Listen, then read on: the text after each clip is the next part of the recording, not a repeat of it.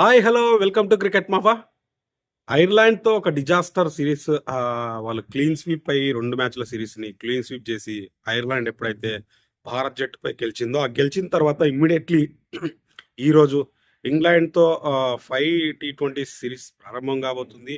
మనోళ్ళు అక్కడ షాక్ నుంచి తేరుకొని ఇక్కడ ఆడడానికి ఏమాత్రం సమయమే లేకుండా హరీబరీగా సీరీస్ అయితే ప్రారంభం కాబోతుంది.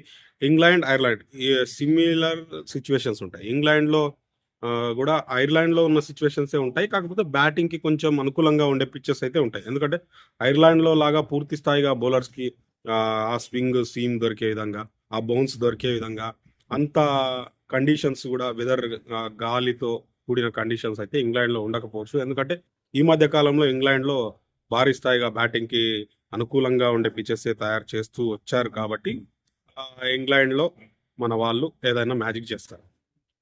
టీమ్ విషయానికొస్తే టీమ్‌లో ఎలాంటి మార్పులు లేవు. ఒక వరుణ్ చక్రవర్తి మాత్రం అడిషనల్‌గా యాడ్ అయ్యాడు టీమ్‌కి. మిగతా టీమ్ అంతా గూడా ఐర్లాండ్‌తో ఆడిన టీమే.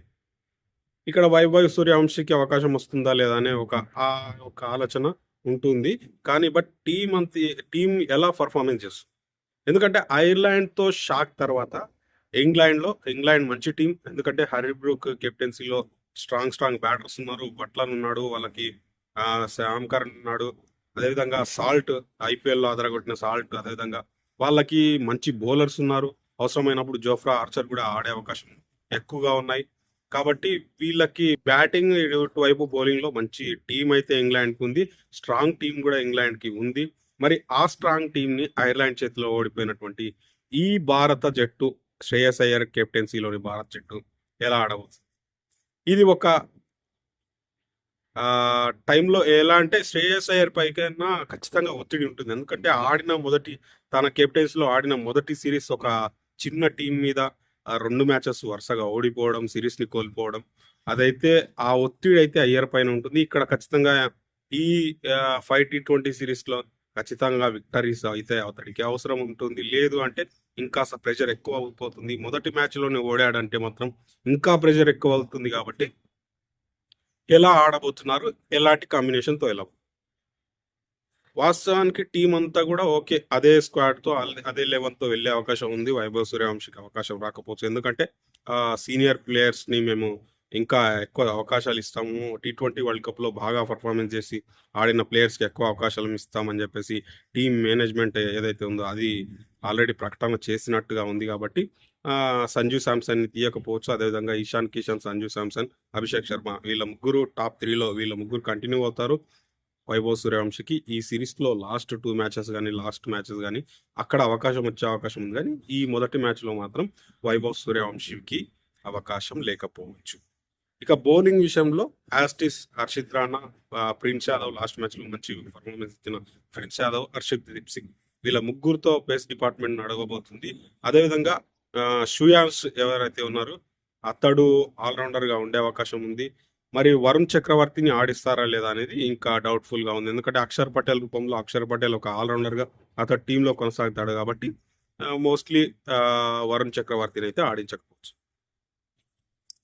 కండిషన్స్ ఈ వాతావరణంలో కొంచెం చినుకులు పడే అవకాశాలు, వర్షం పడే అవకాశాలు యూకేలో కాబట్టి ఆహ్, జరుగుతున్న మ్యాచ్ అక్కడ వర్షం పడే అవకాశం కాస్త ఎక్కువగా ఉంటుంది.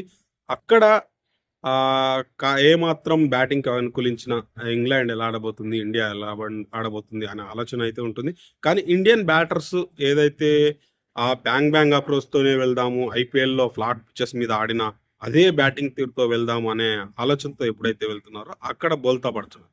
ఆ ఆలోచన గాకుండా కండిషన్స్ ఎలా ఉన్నాయి, బౌలర్స్ ఎలా ఏస్తున్నారు, ఆ సిట్యుయేషన్ ఎలా ఉంది, బౌలింగ్ బౌన్స్ ఎలా అయితుంది, స్వింగ్ ఎలా అవుతుంది, ఇదేది గూడా అబ్జర్వేషన్ జేయకుండా ప్రతి బాల్‌కి కొడదామనే ఆ మెంటాలిటీ ఏదైతే ఉందో, అది ఐర్లాండ్‌తో ఓడిపోవడానికి కారణం. అదే కారణము ఇక్కడ గూడా అదే స్ట్రాటజీతోని వెళ్లారు. అదే తీరులో ఐపీఎల్‌లో ఆడినట్లుగా ఇక్కడ ఇంటర్నేషనల్ క్రికెట్‌లో గూడా బాల్‌ని చూడకుండా ఒకే బాదుదామనే అప్రోచ్‌తో వెళ్తే మాత్రం మళ్ళీ భారత్ చతికిల పడే అవకాశం అయితే ఉంటుంది. మరి ఆ అవకాశం లేకుండా కాస్త జాగ్రత్త పడి ఆడాలి. అదేవిధంగా తిలక్ వర్మ స్ట్రైక్ రేట్ ఏదైతే ఇబ్బంది కలిగిస్తున్నదో ఎక్కువ బాల్స్ ఆడి, డాట్ బాల్స్ ఆడి, అదేవిధంగా 4లు, 6లు కాస్త ఎక్కువ ప్రెషర్ తన మీద తీసుకుంటున్నాడు. ఆ ప్రెషర్ లేకుండా కొంచెం స్ట్రైక్ రేట్ రొటేట్ చేస్తూ ఆహ్, కొంచెం వేగంగా ఆడితే తనకి, టీమ్‌కి చాలా బెటర్‌గా ఉంటుంది.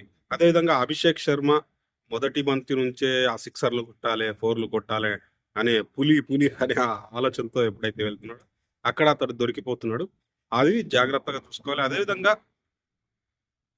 ముఖ్యంగా సంజు శాంసన్‌కి బాల్ గనక ఏమాత్రం బాల్ కాస్త పడి లోపలికి వస్తుంది అంటే, ఆ స్వింగ్ అవుతుంది, లోపలికి తిరుగుతుందంటే, అలాంటి బంతులకు ఈజీగా దొరకవు. ఆ యొక్క బలహీనతను సంజు శాంసన్ గనుక ఎదిరించాడు అంటే, అతని నుంచి మంచి మంచి నాక్స్ వస్తాయి. మరి ఆ నాక్స్ ఇక్కడ ఇంగ్లాండ్ పైన చూయిస్తారా? లేదంటే మన వాళ్ళు అదే ఐర్లాండ్ సీరీస్‌లో కంటిన్యూ చేసిన ఆ బ్యాడ్ సిట్యుయేషన్‌ని మళ్ళీ కంటిన్యూ చేస్తారా చూడాలి.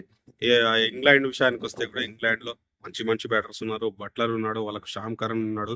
అదేవిధంగా బ్రూక్ వాళ్ళ కెప్టెన్ బ్రూక్ ఉన్నాడు. సాల్ట్ ఉన్నాడు. వాళ్ళకి బ్యాటింగ్ లైనప్ బాగుంది. బౌలింగ్ విషయానికొస్తే కూడా రషీద్ ఖాన్ లాంటి మంచి బౌలరు, డాసన్, మహమ్మద్ వీళ్ళంతా కూడా మంచి బౌలర్స్ ఉన్నారు. జోఫ్రా ఆర్చర్ కూడా ఆడే అవకాశం ఉంది. టెస్ట్ సిరీస్ తర్వాత డైరెక్ట్ మరి టీ20లో ఆడతాడా లేదా తెలియదు కానీ టీంలో అయితే ఉన్నాడు. అతడు ఆడితే కనుక మంచి బౌలింగ్ లైనప్ అయితే వాళ్ళకి ఉంది. మరి ఈ బౌలింగ్ లైనప్ని ఎదుర్కొంటూ భారత జట్టు ఎలా ఆడబోతుంది? మరి భారత కాలమానం ప్రకారం అయితే నైట్ 10:00కి మ్యాచ్ స్టార్ట్ అవుతుంది. మరి ఆ 10:00కి మ్యాచ్‌ని వీక్షిద్దాం, చూద్దాం.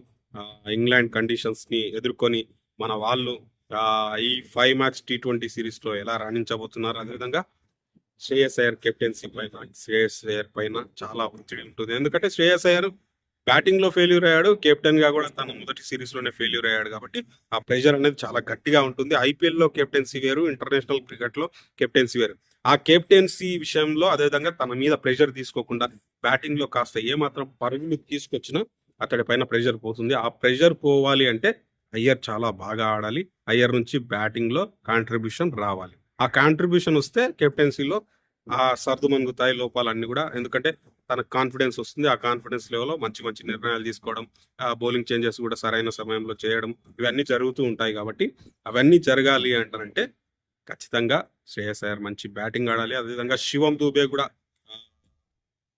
టీ20 వరల్డ్ కప్ తర్వాత తన నుంచి పర్ఫార్మెన్స్ అయితే రాలేదు. ఐపీఎల్‌లో గాని, ఇంటర్నేషనల్ క్రికెట్‌లో గాని మంచి మంచి పర్ఫార్మెన్సెస్ అయితే రాలేవు కాబట్టి ఇక్కడ శివం దూబే నుంచి బౌలింగ్‌లో కొన్ని వికెట్స్ తీస్తున్నాడు అప్పుడప్పుడు. కానీ బ్యాటింగ్‌లో కాంట్రిబ్యూషన్స్ అయితే రావట్లేదు. ఆ కాంట్రిబ్యూషన్ రావాలని టీమ్ మేనేజ్మెంట్ అతన్ని అబ్జర్వ్ చేస్తుంది. మరి ఆ అబ్జర్వేషన్‌లో మంచి పరుగులైతే రావాలి. విజయంతో మొదలెడతారా? లేదంటే ఐర్లాండ్‌లో జరిగిన ఆ ఘోర పరాభవం తర్వాత అదే కంటిన్యూ అవుతుందా అనేది చూద్దాం మరి. ఈ వీడియో గురించి మీరేమనుకుంటున్నారో లైక్ చేయండి, కామెంట్ చేయండి, షేర్ చేయండి.